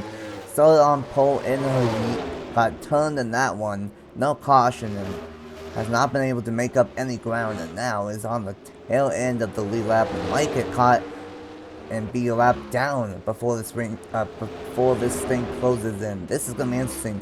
Not seen this all night long with lap traffic, and this is gonna be a massive factor on who ends up getting this LCQ win. Most likely it's gonna be Abel and Fitzwater moving on if we don't get another caution. But you gotta watch out for lap traffic to see how this all goes down. Yeah, Fitzwater doing a great job right now, and it's kind of maintaining that race lead. That's a big thing in a racetrack such as this, and you know, tire wear is something that these guys have to think about as well. You know, and the further we get into a run, the more these tires wear out, and you definitely need them on a track as flat and tight as this. You don't have grip on those tires, you're not going to be getting around here as fast as you like, and it's a lot harder as the run goes on. But Zachary Fitzwater in a great position. He's hoping for no yellow, because if a yellow does come out, that could definitely make things interesting for a restart, but everyone's kind of spread out at this point, so they got 16 laps until we get to the finish of this LCQ, and Fitzy and Abel looking pretty good right now in their respective positions. Absolutely, there is quite a bit of tire fall off, about second and a half by the end of the race, so tires definitely do matter. That's, I think, possibly why we're seeing Eric Monaco fly around this racetrack on 7 lap down from the rest of the field. Great one from Alexander. He's not going to make it into the feature, but he's going to rebound after starting in the deep part of the field. Hubert is on the move still. He's going to take 8th away from Carson Miller. So, oh boy. Oh no. Oh, don't do that. Don't do that. Don't do that. Boy, and that is going to be another caution, and that is exactly what Fitzwater did not want to see. And that time, I think Barlow turned Campbell and then up the track and took out Carson Miller. Short track tempers here tonight, and now we are going to have a late race restart for this win and possibly for the second spot in the LCQ. Oh boy. Well, let's go ahead and see what happened to bring out the second caution of the night. And let's see what goes down in the late race shootout in the last chance qualifier. Well, here we go. This will bring out the second caution. It's very similar to the first caution, same spot really. But this time it is Trey Barlow, who last year in this event got turned by Nick Lopez in a similar fashion. And this time he just gives a welcome to the Cup Series moment to Bucky Campbell. And Bucky Campbell cannot make the turn, and nowhere to go for another rookie driver of Carson Miller in the number 35. And unfortunately, both of them are going to go hard into the outside wall, and both of them synchronized spin. And luckily this time, unlike most of the night, cars were actually heading towards these guys, and we had to throw out the yellow. So this is going to cause a fairly chaotic late race shootout here. And let's go ahead and see what happens. But first, let's go full speed here in the second crash of the LCQ. Well, Trey Bartow got taken out in this race a year ago, so he's deciding to take some other guys out himself. He knows he ain't making it on. Bit of a rookie mistake out of Bucky Campbell right there, just not merging back on correctly, but I can imagine he would be frustrated from that, taking Carson Miller out and giving us a late race restart here in this LCQ. It's definitely going to get interesting here at Langley Speedway, no doubt about it. Absolutely not what Zachary Fitzwater or Unable wanted to see. They had a huge lead over everybody. And now this is where, based off of last year, the lead starts get very unpredictable. So let's go ahead and see what happens. It will be an 8-lap shootout between Zachary Fitzwater and Unable and others for 2 spots in tonight's feature. Well, that was the moment of all time here tonight, and now we will have a 8-lap shootout in the last chance qualifier with Zachary Fitzwater still out for laps to dominating this one, and Abel in second, Bruno Diacomo in third, Joshua Neely in fourth, Alexander Lowe is in fifth, just talking about him, still has a chance. Anthony Hernandez, Ream, Hubert, Barlow, and Kenneth Miller rounds out the top 10 here. 8 laps to go. Only the top 2 make it, and a great stuff from Aaron Abel in number 11. I know Aaron's going to be going for this race win right here. He's got a good shot, but how about Bruno Diacomo? He's got a nose as both the top 2 go a little wide in the corner, and here comes Diacomo for the race lead in LCQ. Yeah, Diacomo just sent it up there. He's going to go for the lead, and the top two on the restart are about to be out of the feature event as Josh Neely's coming through for second, and here comes Anthony Hernandez recovering all the way up to third, and he's not out of this just yet if he can keep on the gas here. And you know what? How about another driver that might not be out of it? Trey Barlow is on the move on the inside lane. He got stuck up top, and oh boy, side by side between Diacomo and Neely for the top spot. This might open up the door for the aggressive man of the night, Hernandez, or maybe even Alexander Rowe. Still getting tight up front. How about Joshua Neely going in there and just taking it away? He started on the pole for this race. And now Anthony Hernandez all of a sudden in the transfer spot. Don't look now, though. Here comes Alexander Rowe in this 45, and you know that he has his shoulder. Oh boy, contact back in there. But Alexander Rowe, wasn't he caught behind Hubert in that initial wreck at the beginning of the race? He's moved his way all the way through the field, and now he's one spot away from making it into the feature. 2.5 to go here in this LCQ. Hernandez is in, but he might not want to be in. He wants to win this LCQ all over the back bumper of Joshua Neely with the 2 laps to go. And he might need to use the bumper here to the back of Josh Neely a little harder to keep Alexander Rowe off of his bay. What a terrible restart for the top two, but what a great restart for these two as it's 1 to go here. Here we go, final 4/10 of a mile. Whoa, trying to maybe send it the 3 right back there with Fitzwater and Barlow and Diacomo, but it will be Neely and Hernandez moving on to the LCQ. And before the restart, Abel and Fitzwater, they are done for the night. You got your pick right, Matt. You picked Hernandez to finish second. Well, that's exactly where he finished. We're already, this is what, first race of the year? Bang! We're all out the gate strong.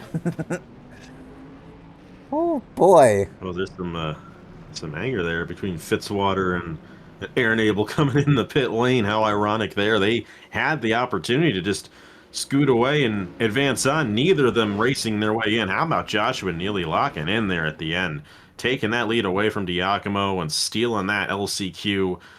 And he earned that spot to make it into the feature, no doubt about it. Absolutely. And, well, like I said, I saw potential from the heats, and that definitely lived up to it. What a crazy 8-lap sprint. And just to think, we're going to have 22 cars. We're going to add 6 more from the 16, and we're going to add 25 more laps. And it'll be some of the best in the JBL Cup Series, duking out for 75 laps. It's going to be a lot of fun. But I think there's going to be some tempers with Barlow and Fitzwater and Abel. Carson Miller might not be happy with some people. There's going to be some tempers. But that's what we like about this 4/10 of a mile flat short track of Langley Speedway. We saw last year and we have seen it all over again. And what do you guys think we might see in the feature with 75 laps and 22 cars? I think it's going to be a lot of what we just saw here in this LCQ, and you put 6 more cars on the racetrack, and they're going for the ultimate prize. And of course, you have those faster cars that made it in through the heats, so going to be a heck of a lot of fun. 25 more laps, 75 total laps. I'm looking forward to it. It's been a great night here, Langley Speedway, here in this Powerade Clash, and it is going to continue to deliver here tonight in this opening event of the season for the JBL Cup Series. Yeah, I think another 25 laps and you'll probably get into some lap traffic. Or, I mean, you never know. We could junk absolutely everything. I mean, Anthony Hernandez is going to have to come from last. So, I mean, that should be I'd be quaking in my boots at what could happen with that. But, no, I think it'll be a fun race here. I think it's going to be a lot of fun with more cars on the track. Absolutely. And Hernandez, he was aggressive. He might have turned 3 people here tonight. Well, he's going to 75 more laps, ton more, I guess. And that feature, let's go ahead and jump straight into it. Thanks for a great night so far. And it's time for the 75-lap feature to crown our first winner of the 2026 JBL Cup Series season. 5 races in, 150 laps down, and now it's time for one more race here tonight in the 2026 JBL Cup Series Powerade Clash at Langley Speedway. 22 of the best drivers in the JBL Cup Series will do battle for 75 laps for the first win of season number 7. Let's find out who gets it done right now at Langley Speedway.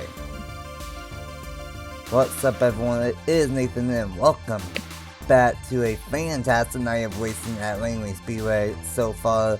And after what we just saw in that last chance qualifier, I'm pumped up. That is some fantastic racing. And now we have some of the best in the Cup Series that moved on from most of the heat races and the 2 from the LCQ. And we gotta see how it all goes down here tonight. We got Allison and Matt once again here, and gonna ask you first, Alice, based off of everything we have seen, I feel like this night just keeps on getting better and better as the night goes on. It gets more intense. How do you think this is gonna go for everybody in this feature, knowing that it's 75 laps, the longest race of the night? Yeah, it's gonna be wild. They got nothing to lose. There's no points on the line, and Anthony Hernandez is in this race, so you know it's going to be crazy, and I'm looking forward to it. 22 cars, 75 laps, biggest race of the night, and it is for the main event win here in the Powerade Clash, and of course you absolutely want to get the season started off on the right foot. Even though this is not a points-paying race, it feels good to win this thing, and we're going to see how it all goes down. I'm excited. It's going to be a great 75 laps here from Langley Speedway. Absolutely. Just some of the racing we have seen has been very chaotic, and especially what we've seen in that last chance qualifier. Oh boy. We've seen a lot of tempos so far here tonight, Matt, and I bet we will see more of that here tonight with 22 cars, the most we've seen all night.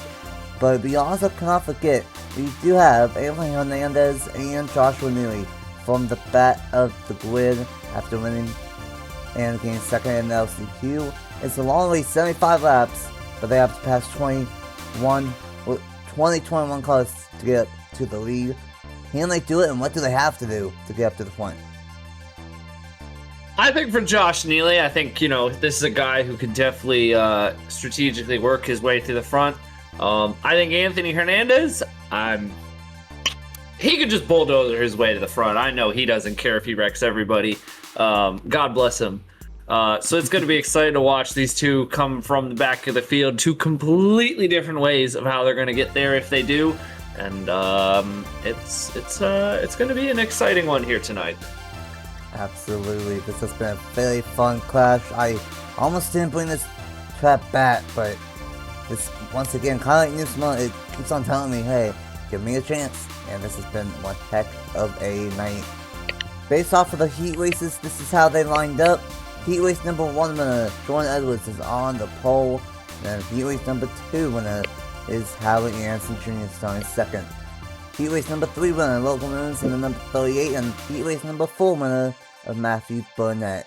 And then it is second place for the next 4 from the Heats: Eli Bright, Travis Crampton, 42 and 60. The 23 of Jordan Stout, last year's Daytona 500 champion, and Juan Kennington in the 19.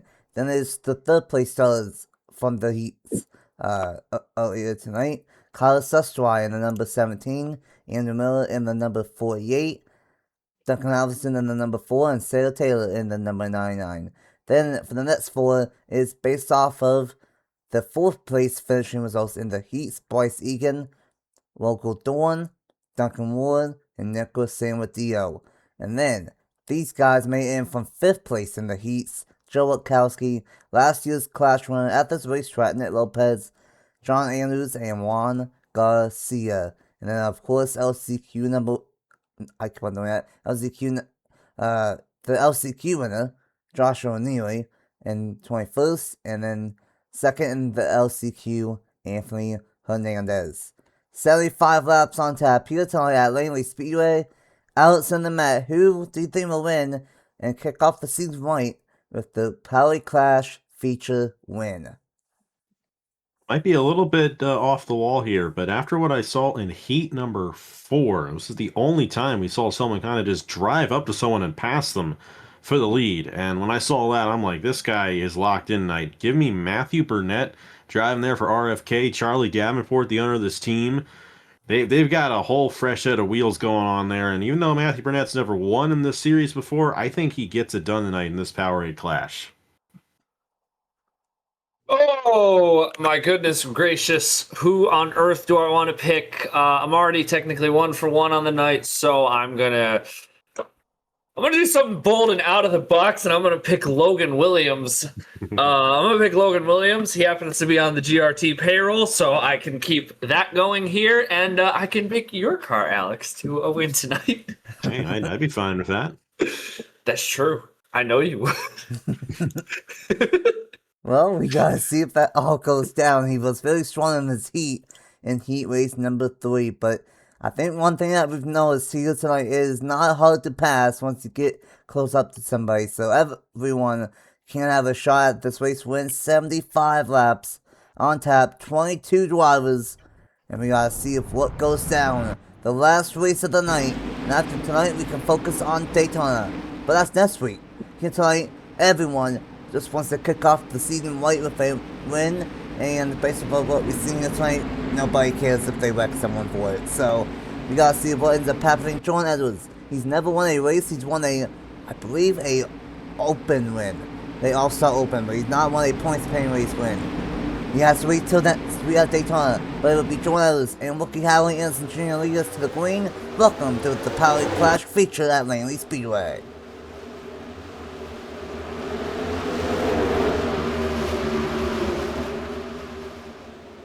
Oh boy, this is very sketchy. 3-wide at Langley does not look well. Crampton gets shoved into the outside wall by Ronald Kennington, and that is the key thing. This track cannot go 3-wide, and Josh O'Neilly is on apron in the back, and they are wrecking up here up front. That's the 60, and many cars are going to be destroyed already in the feature. Joe Rakowski, Sarah Taylor, John Andrews, Travis Crampton, and Nick Lopez got a piece of it as well. Yeah, it's a shame for my guy John Andrews. They really got squirrely in the back, and they are their arc are breaking into each other at the back of the field. That's a bit of a shame there. They already had damage. Tough break for those guys involved, and I'm not surprised by that. You get a double wide start on a track like this, and it's just absolute pandemonium, and that is exactly what happened in that whole exchange right there. Well, this is what happens when we have 22 cars on a, not really a narrow racetrack, but the groove is so narrow, you have to want to bond 2 lanes, and 3-wide does not work, and unfortunately, some destroyed race cars already here in the feature, and Crampton especially. I know he really wants a good year this year, but that's not going to happen most likely for him here tonight. Same with John Andrews, Joe Rakowski is destroyed, and Sarah Taylor as well. Let's go ahead and see what ended up happening to cause the first caution of the feature fairly early on here in the Powerade Clash at Langley Speedway. Well, here we go. This is lap number 1. 3-wide does not work, and Ron Kennington shoves Travis Crampton into the outside wall. And then 3-wide does not work, like I've been saying all night long. And up here, it does not, where it is actually not even 3-wide. John Andrews just turns Joe Rakowski, and then nowhere to go for Sarah Taylor and Travis Crampton hard into the outside wall. Nick Lopez is going to get a piece of it as well right there, and that's going to send him right into Joe Rakowski, and Rakowski is going to get more damage than what he already had. So that was not 3-wide, even though a lot of the chaos happened because of 3-wide. John Andrews just took out Joe Rakowski there, and a lot of damage on 5 race cars to kick off the feature event. Now, my boy John Andrews there, trying to split the middle, and that's on him. I apologize to Joe Rakowski and those guys at Legacy Motor Club. They didn't deserve that. And, yeah, tough break for all those guys. Pretty hard hit there to the outside wall. Gonna knock Rakowski out, unfortunately. But, hey, we're still gonna have a great race here at Langley Speedway, and excited to see how the rest of this one goes here in this Powerade Clash. Absolutely. Very unfortunate break on lap 2. But that's how this race goes. The starts are very chaotic, and unfortunately that's going to knock out Travis Crampton and Joe Rakowski. But it'll be Jordan Edwards as the race leader. And let's go ahead and get back to the restart here in the feature. Welcome back to Langley Speedway, and unfortunately, we are already down a car. Travis Crampton has taken his car to the garage, and the number 60 machine, a multi-car wreck in 3 and 4, and we might not be done with it. It will be Jordan Edwards, Logan Williams, Jordan Stout, Kyle Sussry, and Eli Boyd the top 5. We've seen this all night long. A single file start is better than a double file start. And they're back clean at Langley Speedway. A great start from Logan Williams though. To the inside. And Jordan Stout might get turned by Sussry. Oh boy! Oh boy! Oh, he's gonna slide it! How did they get out of that? Logan's not going to be happy with how that went down. How about the 23 machine there? Great run for Jordan Stout to take this race lead away. And look at who's behind him. Oh! Actually, the 17 machine. As we got another wreck in the back of the field. Caution's not coming out. That's what we saw in the heat races. It's at the back of the field, so they're going to keep it going. Oh my goodness, the aggression is up to 1,000. And it's like I said, you can't go free wide here and get away with it most times. And how about this? We might have a destroy 60 car, but we got a fast 6 and 17 up in the front from RFK. We saw this in the heats, and they have carried over into the feature. Yeah, I mean, this has been, first off, what an unbelievable sequence of events there that we just saw. And now the 17 for Roush Fenway Keselowski has somehow found its way to the front of the field here as Kyler Sussray is up here at the front with Charlie Davenport. Got to be loving life right now as the 6 machine of Matthew Burnett is also up here. And now, maybe not. I'm going to take that back. They're banging off of each other very aggressively here. And Jordan Stout's loving what he's seeing. He's like, thank you, don't mind. I'm going to just keep running away with this. But what an unbelievable opening sequence here. They're just, they're banging and beating, and it's getting all sorts of intense action going on here at Langley. Great racing tonight. To be honest, I got to give you guys some credit, Nathan. I had never seen anything here, but you did some magic with this racetrack because this has been a fun 2 races in a row here so far. And to think we're only 17 laps into the feature. I knew this was going to be the race of the night with 22 of the best, and that has carried it over. We should have had so many wets, but these guys have saved it because of some of the best. And Sam Deal is now on the move from the number 77.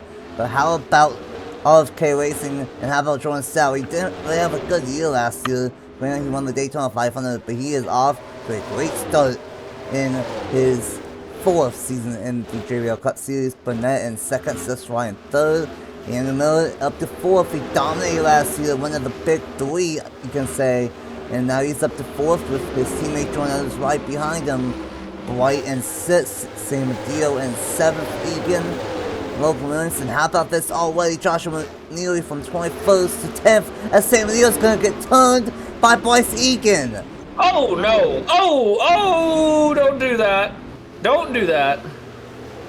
That's a sweet spot for those spins. Tough break there for Nicholas, but thankfully I think they kind of got out of that without too much damage. Going to shuffle the field up a little bit in the back. Jordan Stout did not want to see that. We have seen these restarts not work out well for the race leaders here tonight. And you got a hungry couple of RFK cars right behind that 23 machine looking to take this lead and dominate the rest of this race. Oof. Absolutely, and I think for Jordan Stout, he has a good car, but you got 2 RFK cars right behind him that look very strong here tonight. And that's a very unfortunate break. I saw the 3 car slow a oil leak for the number 3 of Vogel, for Vogel doing a lot of mechanical issues here tonight. I don't remember that being a factor last year, but that was a lot more calmer than the first wreck. Just a simple spin from Bryce Egan, turning Nicholas Samadeo. A rookie mistake from Bryce Egan there. Let's go and see what happened for the second caution of the crash here tonight. Well, we've seen this all night long. Turn 2 is the turn where other drivers like to have some extracurricular activities and like to turn people off to turn number 2. Yes, I said turn so much. Fight me. Bryce Egan might have a Sam Deal might have a fight with Bryce Egan here. he turns San Diego off of turn number 2, the trouble spot here tonight, and he doesn't really go fully around, but he just stops in the middle of the racetrack, blocks the field, local rims with a slight piece of it, and then that sets up everybody. Howley Anderson Jr. runs into the back of Bryce Egan, and a lot of people luckily just come to a stop, but very unfortunate break there. Sam Leo not going to be happy with Bryce Egan there, as Sam Leo's going to lose all those spots. Bryce Egan is not going to lose as much. And very chaotic right there between Sam Leo and Bryce Egan. Yeah, and gonna watch 16 of Bryce Egan here, and he's just going to keep driving, and I don't think Nicholas Samadillo is gonna be too thrilled with that, but they'll drive away. Nobody looks too damaged, so I mean, I guess that's the nice thing about Langley here. Speeds aren't super high, and they all roll away from it. Absolutely, Sam Leo not going to be too happy about that one though, with the number 16, but it will be Jordan Stout out front with a couple of fast RFK Fords behind him, and then a couple of fast and motorsports Chevrolets as well. Let's go ahead and see what happens here. Not even a third of the way through the feature here tonight. Welcome back to Langley Speedway. At the line, we will be 25 laps in, a full heat race worth done. We still have a LCQ left to go, basically 50 laps to go at the line. You saw local one, he had a oil leak issue, he's back out, and then you got Bright running in 6th place, had a tire go down, and now he is in 21st position. Jordan Stout, Matthew Burnett, Kyle Sustry, Jordan Edwards, and in the middle will round out the top 5. Time for another hectic restart, for a great launch from Jordan Stout. One of the better starts I've seen, but he's going wide in the corner, and here comes the RFK cars, Kyler Sustry and Matthew Burnett, and Kyler Sustry really diving it in the corner. He wants the race lead. How about this? You talked in the heat, how Sustry always been in a bad team. Well, he's got a huge opportunity ahead of him here, and look at that 17 go to the race lead here, and here comes Matthew Burnett looking to take second. Trying not to take himself out right there in his attempt to get around Jordan Stout, but he's going to go 1-2 for RFK here on lap 28.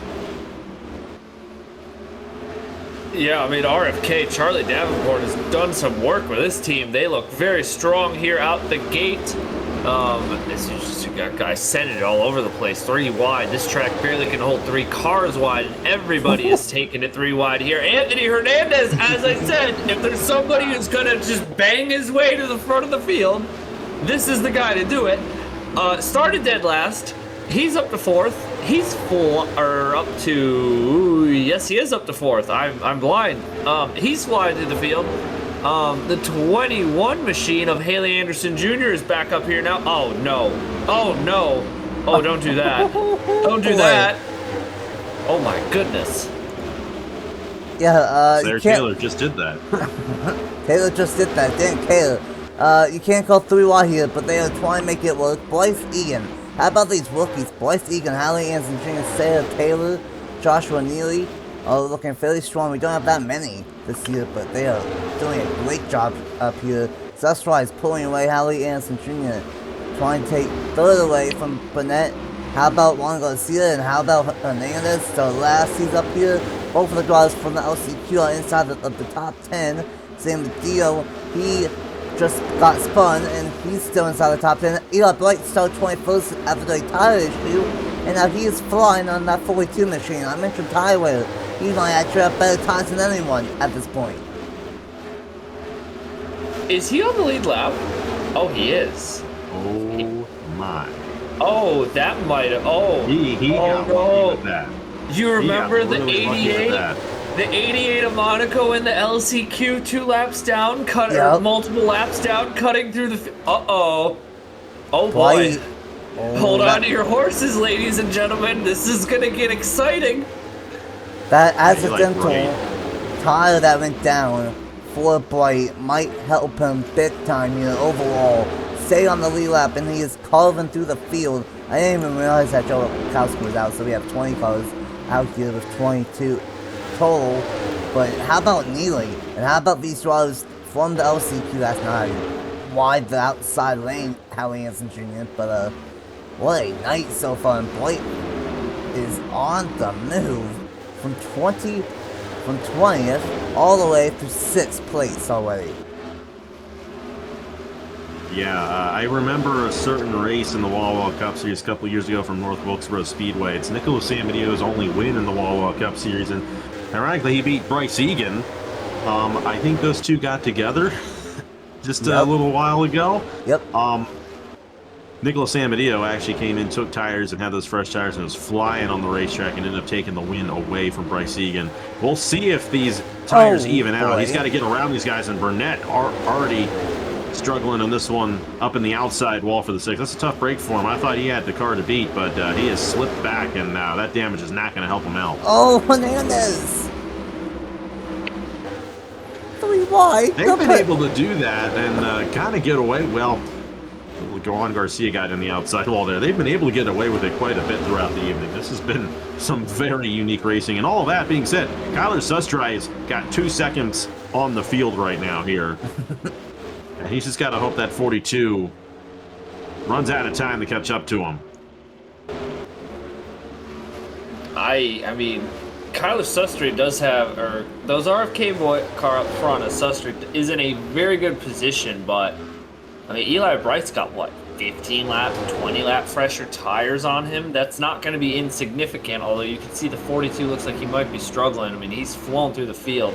That situation there definitely has worked out for his betterment anyway, because these guys' tires are just going to continue to fade. So I think he's going to get a good result if the car stays clean here. But 5 seconds back, he's going to come around this time. Is he making any ground up on the leader? 5.08 to 4.92. Just keep your eye on him. He's got time to do this here.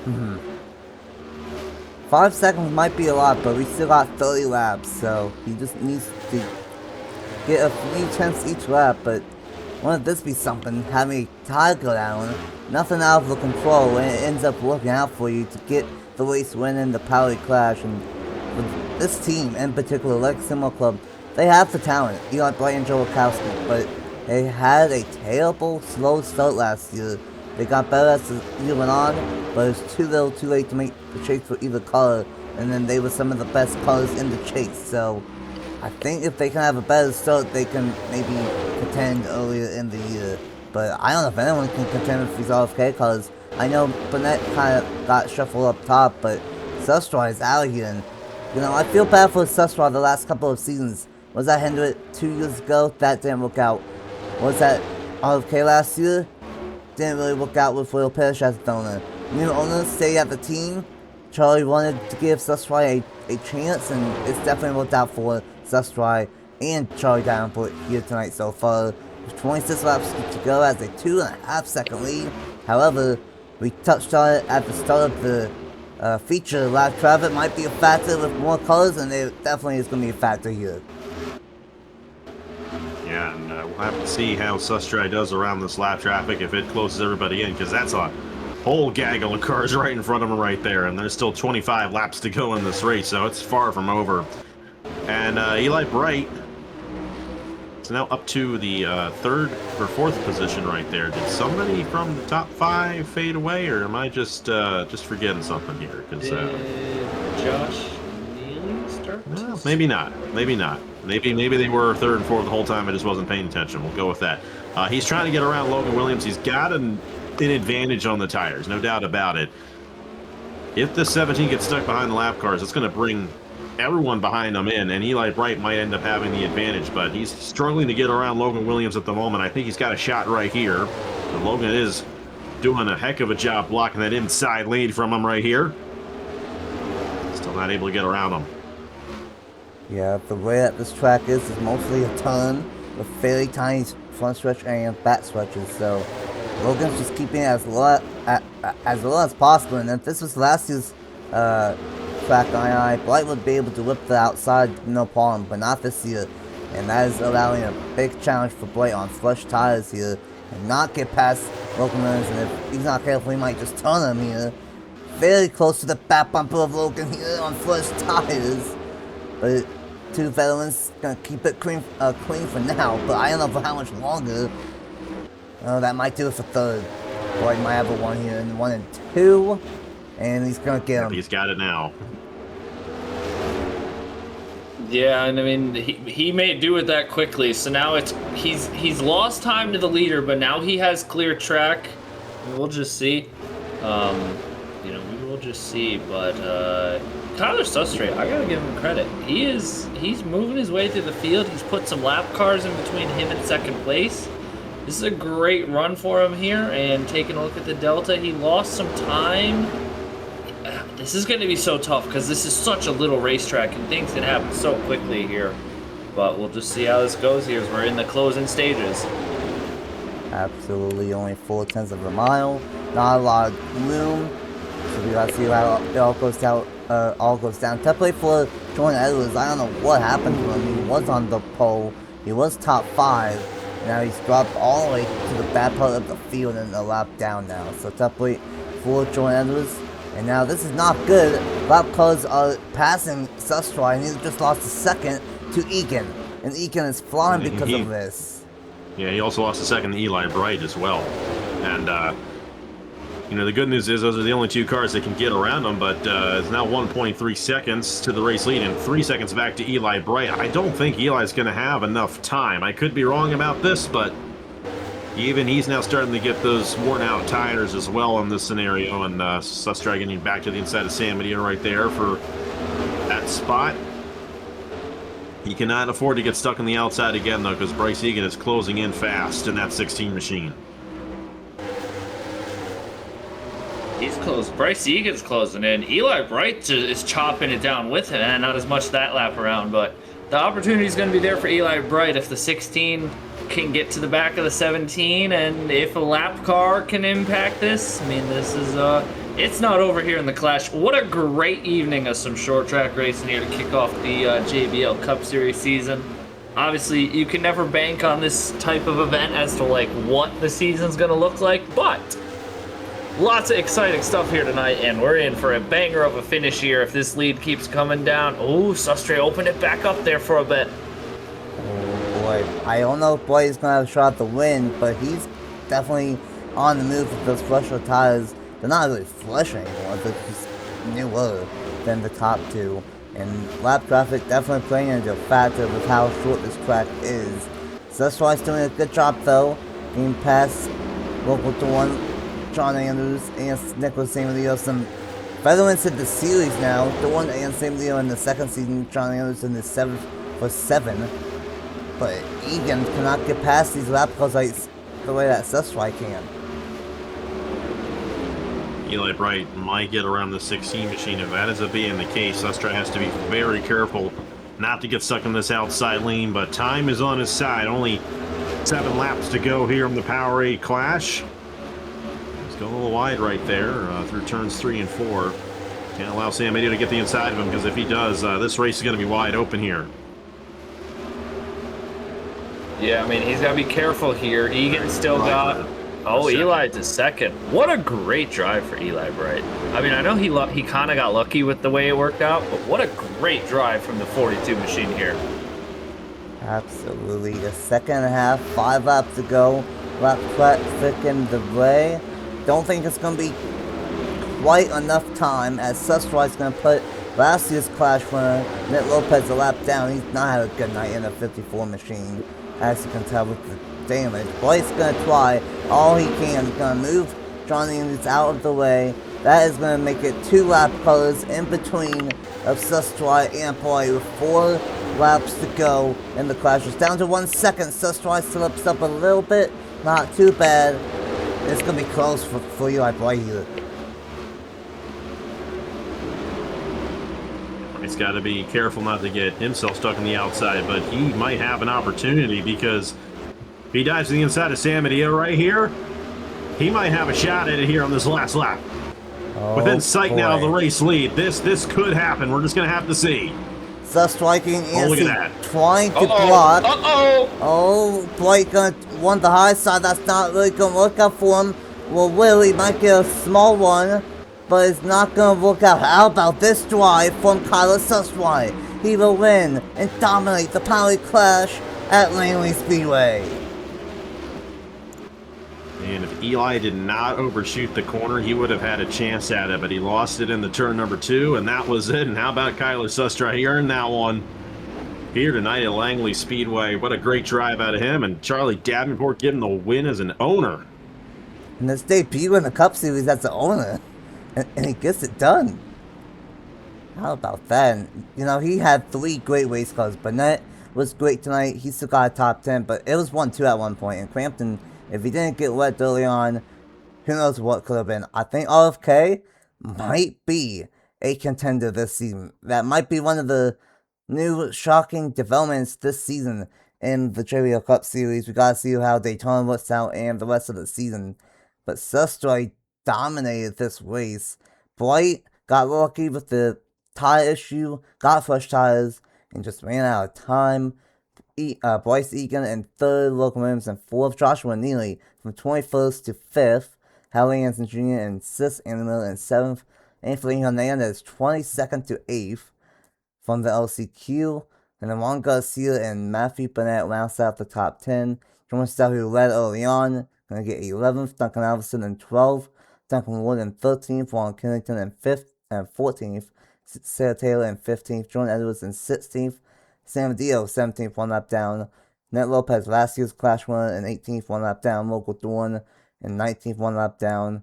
And that's just for Local Dawn, because Local was up front inside the top 10 before he had that oil leak. And unlike Eli, didn't take tires and just got stuck in the back. And then John Andrews 20th, 1 lap down. And then Crampton and Wachowski. With all the chaos here, only 2 cars were in the garage. And that is it on a chaotic night of heat races, LCQ, and the feature. And what a way to kick off season number 7 of the JBL Cup Series. Kyler Sustra gets the job done from the 9th position up to the race win. How about that? Final thoughts, guys, on a crazy night of action here at Langley Speedway. A track that I almost didn't return this year definitely delivered for this year's Clash. Yeah, I mean, yeah. Oh, you first. I'm sorry. Yeah, that was fun. You did a great job with the I-9 in this track, and we had a great event here tonight. Every race was good. It was much better than last year's, and got me excited for the rest of the season as well. Like what my boy Logan Williams did. You know, I'm having good feelings about him. Duncan Howerson, didn't really talk about him that much at all, but he got a nice solid finish. John got taken out pretty early on, but I have good feelings for all 3 of them throughout this year. And hey, how about Kyler Sustra and those guys at RFK Racing? They're definitely going to be a team to watch out for this year after what we saw here tonight. And what a fun one here tonight here at Langley Speedway. And hey, we're just leading up to next week. Big week next week with the Daytona 500 in both our series. And we have a lot of great racing coming up here. And Wassup Cup Series opener tomorrow night. You know, it's just a lot of great stuff. And I'm looking forward to it. And so should you. Racing season is just about started here in the big 2026, and I'm looking forward to seeing how it all goes down throughout the rest of this year. Yeah, that was a great race here tonight. Like I say, I genuinely don't always leave expectations for some of these flat track, short tracks. They've shown over the years they're not always as interesting as other, some of the more like a New Smyrna. But this was fantastic. One of the best flat track, short track races I've seen in a hot minute. Got credit to you, Nathan. I mean, this was a great event. Great drive by Sustra. Will it carry over to the season? Who knows? But for tonight, he gets the bragging rights for tonight. And we'll see all these drivers again not too long from now at Homestead. Yeah, absolutely. It's not gonna be long at all. Got a lot of stuff happening, like Alex said, and next week begins the very busy week. Some of them in the Wassup Cup Series Homestead race, but for us, everything kicks off on Monday. These guys only have a few short days they get to enjoy the weekend, but qualifying is on Monday, February 9th, the Powerade Duel on Wednesday, February 11th, and then the Daytona 500 on February 15th, and of course the Krispy Kreme National Series, their 4th season, kicks off at Daytona on February 14th as well. So got a lot of fun action on store this year, and we are just getting started for season number 7 of the JBL Cup Series. Thanks for Matt and Alex for joining me up here in the booth for a fantastic Powerade Clash. And once again, congratulations to Kyle Sesrai on getting the race win in dominating fashion. And year number 3 be his year in the Cup Series. Just gotta wait and see. Find out what happens all speed weeks long starting on Monday here on NS Racing 97. Until then, congratulations to Kyle Sesrai. Maybe see you guys in just a few short days at Daytona.